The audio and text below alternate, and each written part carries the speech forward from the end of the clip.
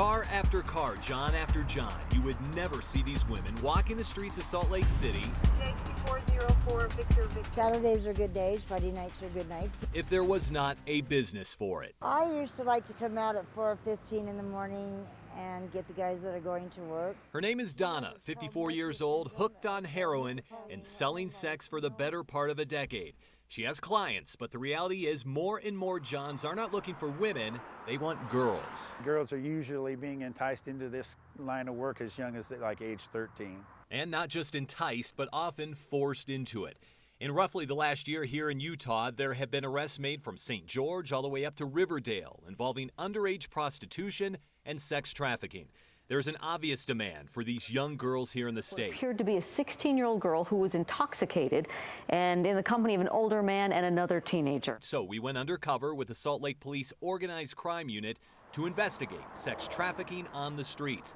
And we discovered most of the underage trafficking Yeah, I think it's probably as big as it ever was. is rarely found at night under the street lamps in the seedy parts of town. The fact is, it is primarily solicited online. The number of girls we have out, walking up and down State Street or North Temple is nothing compared to the number that are posting ads on the internet. And police say the women being advertised online are more likely to be the victims of sex trafficking. Sites like Craigslist and Backpage.com reveal hundreds of ads from services like body rubs, eluding, to a lot more. Women who sometimes look very young, advertising private locations available both day and night. The latest case involving Ontario Lowry. He's accused of holding 4 women against their will through violence. Court documents show Lowry transported his alleged victims from state to state, prostituting them through internet ads.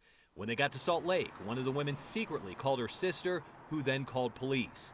That is just one case I remember being very, very hopeless. in which survivors like Gina say are becoming commonplace here in Utah. If I didn't do what he wanted me to do, then he would beat me really, really bad. At the age of 14, her father died and says a 35-year-old friend of the family took control of her life, forcing her to have sex with clients while he would be paid with drugs. In essence, Gina says she became his currency. He was very, very violent. He'd hold me at gunpoint.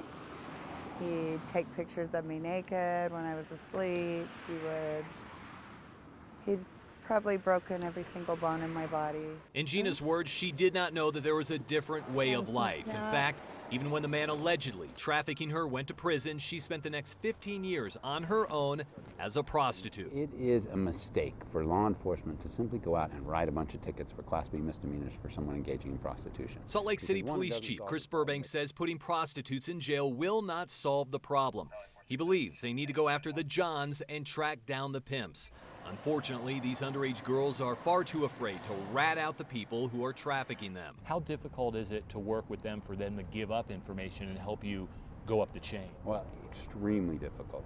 Especially you'll see circumstances where this relationship may have started when they're 8 or 9 years old. Did I get you guys socks yet? Do you need gloves? More than 10 years out of prostitution, and Gina is living proof there is a way out. She now spends her time with Volunteers of America, helping women get out of the life she once lived. A tough battle to win as long as the customers are lining up. I didn't really know that there was a different way to live. Will the problem ever be solved?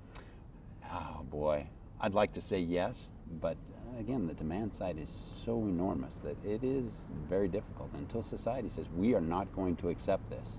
Right? Absolutely, we're not going to accept this. It will continue.